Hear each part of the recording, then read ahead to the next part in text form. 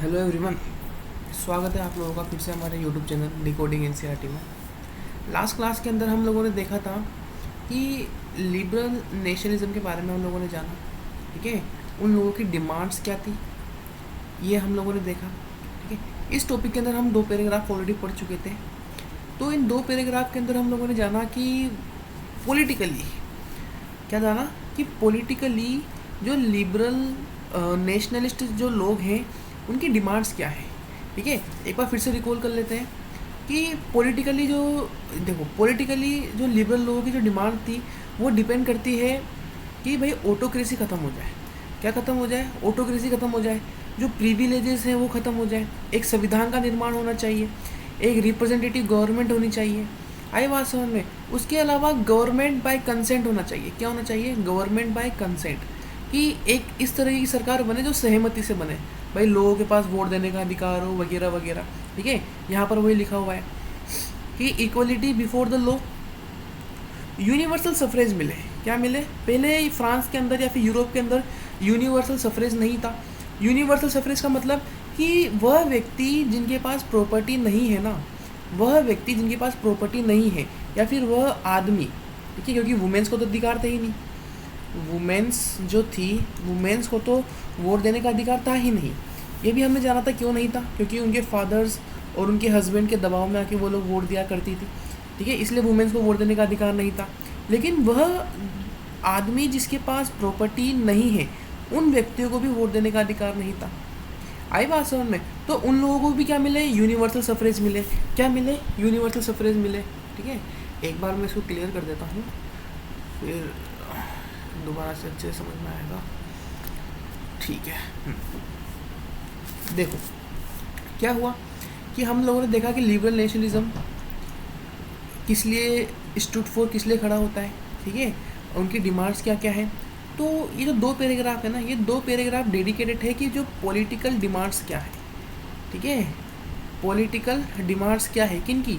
Liberal nationalist लोगों की।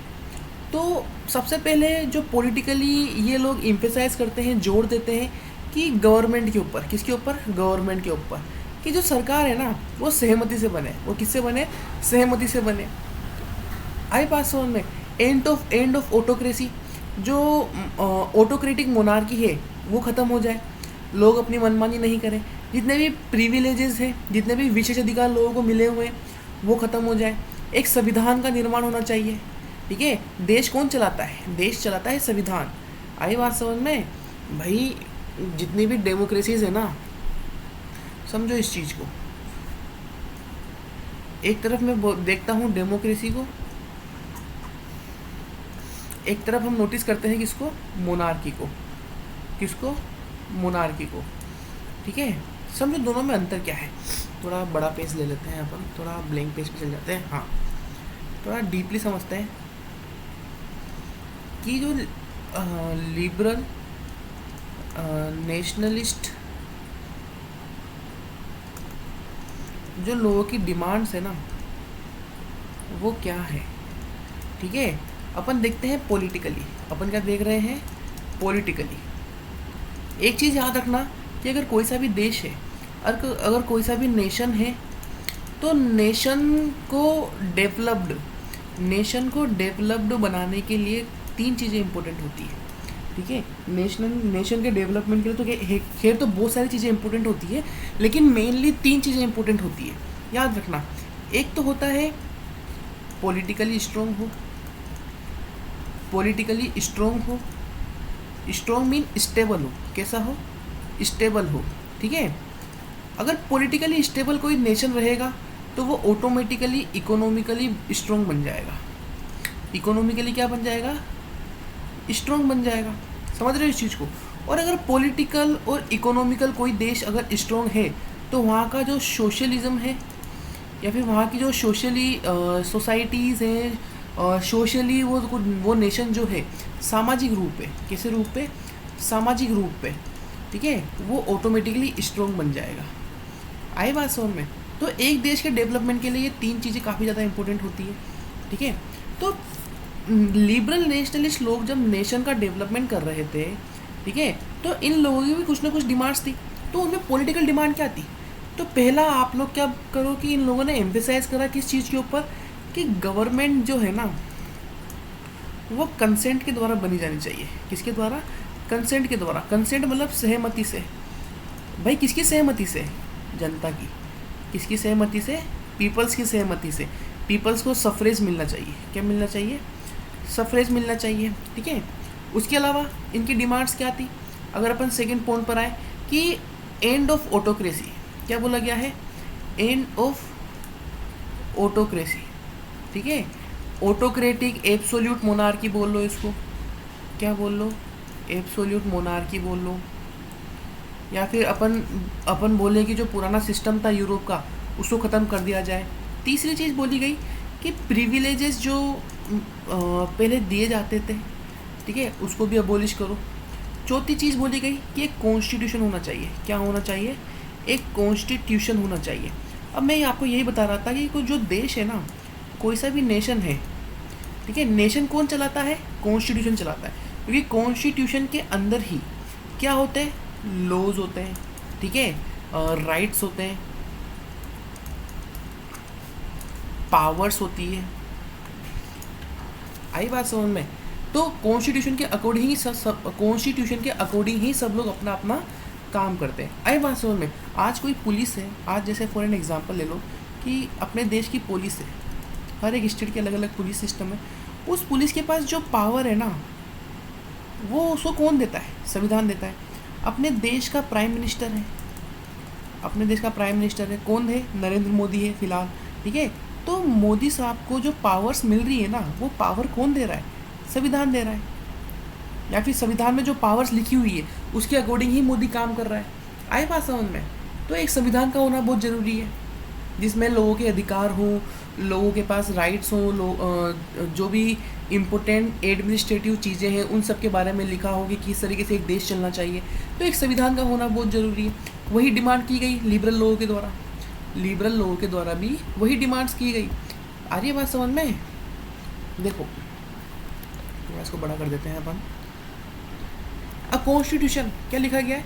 एक कॉन्स्टिट्यूशन हो, एक रिप्रेजेंटेटिव गवर्नमेंट थ्रू पार्लियामेंट, एक रिप्रेजेंटेटिव गवर्नमेंट का निर्माण किया जाए। रिप्रेजेंटेटिव गवर्नमेंट का मतलब कि जनता है, जनता में से भी कोई व्यक्ति खड़ा होगा और जनता ही उनको क्या देगी? वोट देगी, और फिर सरकार बनेगी, और वही सरकार क्या करेगी? देश चलाएगी। कुल मिला के यहाँ पर लिखा गया है कि पॉलिटिकली आप लोग एक डेमोक्रेसी का निर्माण करो। किसका निर्माण करो? डेमोक्रेसी का। आई बात समझ में? फिर आगे बढ़ते हैं। Equality before law did not necessarily stand for universal suffrage. You will recall that revolutionary France, which marked the first political experiment in liberal democracy, the right to vote to get elected was granted exclusively to property owning men. कि भाई France के अंदर क्या हो रहा था कि जो इक्वलिटी दी गई, चलो ठीक है, हम लोगों ने क्या देखा? हम लोगों ने देखा कि फ्रांस में लोगों को क्या मिल चुकी है? इक्वलिटी मिल चुकी है। क्या मिल चुकी है? इक्वलिटी मिल चुकी है। लेकिन इक्वलिटी में भी कंप्लीट इक्वलिटी नहीं मिली। भाई इक्वलिटी मिलने का मतलब क्या है? चाहे अमीर हो चाहे गरीब हो, चाहे कोई व्यक्ति रिच हो चाहे कोई व्यक्ति पुअर हो, चाहे वो कोई से भी डिफरेंट सोशल क्लासेस से बिलोंग करता हो, समझ रहे हो इस चीज़ को? चाहे वो कुछ भी हो, चाहे उसका ऑक्यूपेशन कुछ भी हो, चाहे वो कोई से भी धर्म का व्यक्ति हो, अगर वो एक डिफाइंड टेरिटरी के अंतर्गत आता है, एक देश के अंतर्गत आता है, और अगर उसको इक्वलिटी मिली हुई हो, ठीक है। लेकिन फ्रांस के अंदर क्या हो रहा था? फ्रांस के अंदर हो रहा था कि जो वह व्यक्ति जिसके पास प्रॉपर्टी हो, वह व्यक्ति जिसके पास प्रॉपर्टी हो, सिर्फ वही वोट दे सकता है, वही पार्टिसिपेट कर सकता है। किस चीज़ में? इलेक्शन में। वही किस में पार्टिसिपेट कर सकता है? इलेक्शन में पार्टिसिपेट कर सकता है, ठीक है। तो वह व्यक्ति जिसके पास प्रॉपर्टी नहीं है, एक नॉन प्रॉपर्टीड मैन, उसके पास सफरेज है ही नहीं, उसके पास वोट देने का अधिकार है ही नहीं। तो मेरे को बताओ कि इन दोनों में क्या इक्वलिटी हुई? क्या ये दो व्यक्ति जिसके, भाई एक व्यक्ति के पास प्रॉपर्टी है, एक व्यक्ति के पास प्रॉपर्टी नहीं है, क्या इन दोनों में इक्वलिटी हुई कि नहीं हुई? अरे नहीं हुई ना, नहीं हुई। तो फ्रांस में वही प्रॉब्लम थी, और वही प्रॉब्लम का समाधान कौन निकाल रहे थे? लिबरल लोग। कौन निकाल रहे थे? लिबरल लोग, ठीक है। Main without property and all women were excluded from political rights, कि वह व्यक्ति वह मैन जिसके पास प्रॉपर्टी नहीं है, और ओल्ड वुमेन, क्या बोला गया है, ओल्ड वुमेन मतलब कि वो महिला जिसके पास प्रॉपर्टी हो उसको भी अधिकार नहीं है। तो महिलाओं को तो कम्प्लीटली एक्सक्लूड कर दिया गया, महिलाओं को तो कम्प्लीटली निकाल दिया गया, उनको तो राइट्स मिले ही नहीं। समझ रहे हो इस चीज़ को? However, Napoleonic Code went back to limited suffrage and reduced women to all status of minor, subjected to the authority of the fathers and the husbands। क्या बोला गया कि भाई महिलाओं को अधिकार इसलिए नहीं दिए गए क्योंकि महिला अपने या तो हस्बैंड के दबाव में रहेगी या फिर अपने फादर के दबाव में रहेगी, ठीक है। तो महिला वैसे अगर महिलाओं को हम लोग राइट्स दे भी देंगे तो भी वो किसी न किसी मेल या तो अपने हस्बैंड के या फिर अपने फादर के दबाव में आकर काम करेगी, इसलिए महिलाओं को ये लोग अधिकार नहीं दिया करते थे उस टाइम पीरियड में। आजकल तो सभी महिलाओं को अधिकार है हर एक देश के अंदर। Throughout the 19th and early 20th century women and non property men organise opposition movement in demanding equal rights. फिर क्या करा गया कि जो भी नॉन प्रॉपर्टी मैन थे जिनको अधिकार नहीं मिले गए थे, और जो 20th सेंचुरीज़ की जितनी भी वुमेन्स थी जिनको भी अधिकार नहीं थे, इन लोगों ने साथ में मिलकर मोर्चा उठाया। इन लोगों ने क्या करा, साथ में मिलकर मोर्चा उठाया और डिमांड्स करी किस चीज़ की, इक्वल पॉलिटिकल राइट्स की। किस चीज़ की डिमांड करी, इक्वल पॉलिटिकल राइट्स की। आई बात समझ में? तो ये था पॉलिटिकल, ये सब क्या थी, पॉलिटिकल डिमांड्स थी। किसकी थी, लिबरल नेशनलिस्ट लोगों की। किसकी थी, लिबरल नेशनलिस्ट लोगों की, ठीक है। अच्छा खासा क्वेश्चन बन सकता है यहाँ पर, ठीक है, अच्छा खासा क्वेश्चन बन सकता है। क्वेश्चन क्या बन सकता है, क्वेश्चन लिखो सब लोग, ठीक है। What was political, sorry, what was, इसको काट दो, what was political and economical demands of liberal nationalist, ठीक है। या फिर क्वेश्चन इस तरीके से भी फ्रेम हो सकता है, क्वेश्चन किस तरीके से फ्रेम हो सकता है कि what did liberal nationalism stood for economically and politically. क्या क्वेश्चन फ्रेम हो सकता है, what did liberal nationalism, what did liberal nationalism stood for in case of political and economical, ठीक है। अब तुम लोग बोलोगे कि सर आप लोगों ने तो, सर आपने तो सिर्फ पॉलिटिकल ही बताया है, इकोनॉमिकल भी तो बताओ, ठीक है। तो आगे बढ़ते हैं कि इकोनॉमिकल डिमांड्स क्या थी, ठीक है। लिबरल लोगों की इकोनॉमिकल डिमांड्स क्या थी, अच्छे से समझना। इन इकोनॉमिकल स्पेयर, अब ये वाला जो पैराग्राफ है ना, ये पूरा पैराग्राफ किस पे डिपेंड है, इकोनॉमिकल डिमांड्स पे। किस पे, इकोनॉमिकल डिमांड्स पे। किन की, लिबरल लोगों की। In economical sphere liberalism stood for, देखो यहाँ पर क्वेश्चन बन गया, यहीं पर क्या बन गया, क्वेश्चन बन गया। क्या क्वेश्चन बन सकता है यहाँ पर, एक्स्ट्रा में क्या क्वेश्चन बन सकता है, in economical sphere, in economical sphere what did liberalism stood for, what did liberalism stood for, ठीक है। तो देखते हैं कि इकोनॉमिकली की इस लिबरलिज्म लोगों की क्या डिमांड्स थी। फॉर फ्रीडम ऑफ मार्केट, ठीक है, ये क्या हो गया, पहला पॉइंट हो गया। क्योंकि डिमांड क्या थी, फ्रीडम ऑफ मार्केट्स होना चाहिए। Abolition of state impose restriction on the movement of the goods and the Capitals. During the 19th century, this was a strong demand for the emerging middle class. Let us take the example of German-speaking region. The first half of the 19th century, Napoleon administrative measures had created out of countless small principalities and the confederation of 39 states. Each these imposed its own currency, weight and measure system. Merchant traveling from 1833 from Habsburg to Nuremberg to sell his goods would have had to pass through 11 custom barriers and pay the custom duty of 5% each one of them. Duties were often levied according to the weight and measures of the goods. As each region has its own system of weight and measures, it involved time-consuming calculations. The measure of cloth, for example, was L, which in region stood for different length. An L of the textile material brought the Frankfurt would get you 54.7 centimeter of clothes. In Mainz 55.1, in Nuremberg 65.6 centimeter, in Freiburg 53.5 centimetre. अब समझो, ठीक है, हम लोगों ने क्या देखा? हम लोगों ने ये देखा कि पॉलिटिकल डिमांड्स क्या थी. ये सब क्या थी? ये सब पॉलिटिकल डिमांड्स थे. ठीक है, अब आगे देखते हैं. ठीक है, आगे समझो.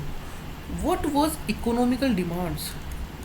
What was economical demands? Economical demands में बोला गया है कि सबसे पहले फ्रीडम ऑफ मार्केट करो. सबसे पहले क्या करो? फ्रीडम ऑफ मार्केट करो. दूसरी चीज अबोलिशन ऑफ स्टेट इम्पोज्ड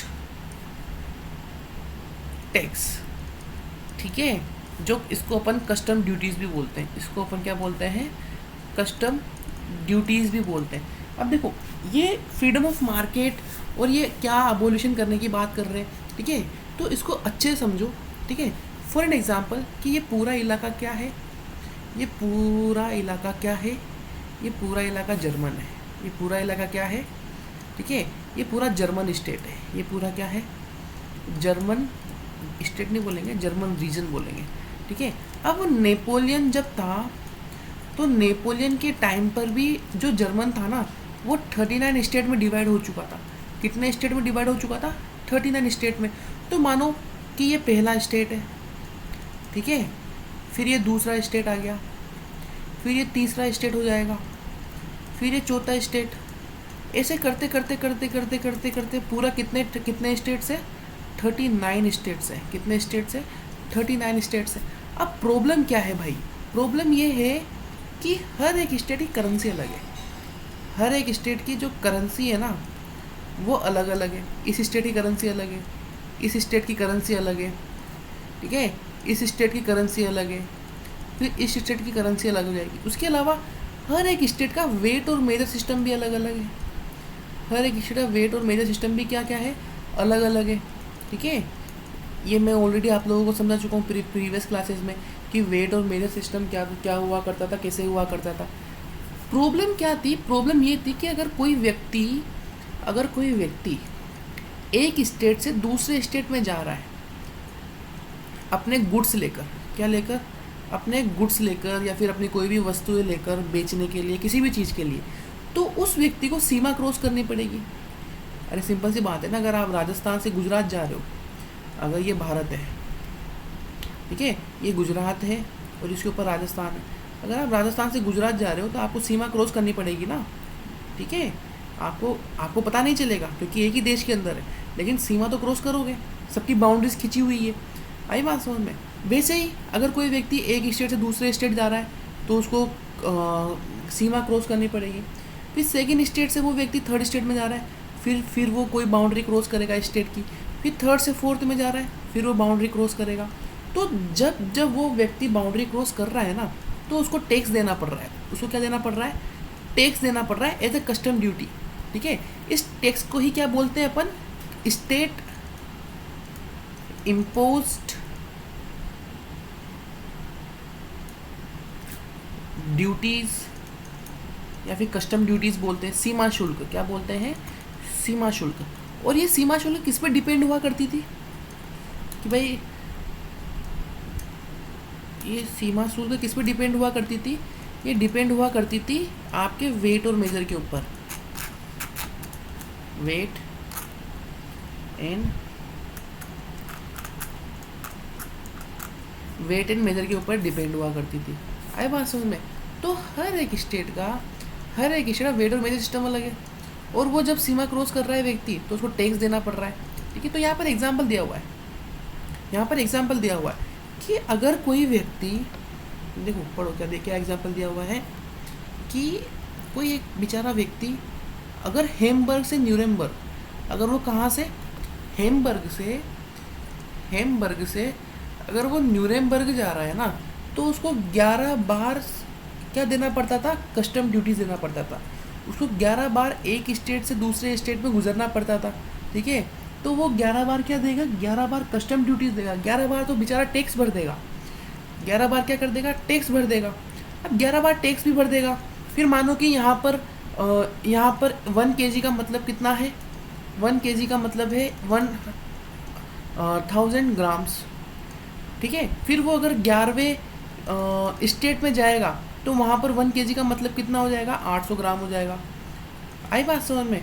या फिर अपन बोलें कि वहाँ पर जाकर उसका मेजर कितना हो जाएगा, 1200 ग्राम हो जाएगा। तो उस व्यक्ति को वेट के अनुसार उसको टैक्स देना पड़ेगा। जैसे यहाँ पर मानो कि यहाँ पर 1 kg का मतलब 1000 ग्राम है, यहाँ पर 1100 ग्राम है, तो वो 1000 ग्राम यहाँ पर जाकर कितना हो गया, 1100 ग्राम हो गया। तो उसको 1100 ग्राम के अकॉर्डिंग उसको टैक्स देना पड़ेगा, मतलब ज़्यादा टैक्स देना पड़ेगा। फिर वो यहाँ पर जाकर 1200 ग्राम हो गया, और बढ़ गया, और बढ़ जाएगा तो उसको और ज़्यादा टैक्स देना पड़ेगा। अब यहाँ पर कम हो गया, यहाँ पर 800 ग्राम ही रह गया, तो यहाँ पर थोड़ा कम टैक्स देना पड़ेगा, लेकिन टैक्स तो देना पड़ेगा। आ रही है बात समझ में? तो यहाँ पर वही सब चीज़ें लिखी हुई है, कहाँ गया, सॉरी, ठीक है। तो यहाँ पर वही सब चीज़ें लिखी हुई है कि क्या देखना कि each of these possessed its currency, weight and measure system.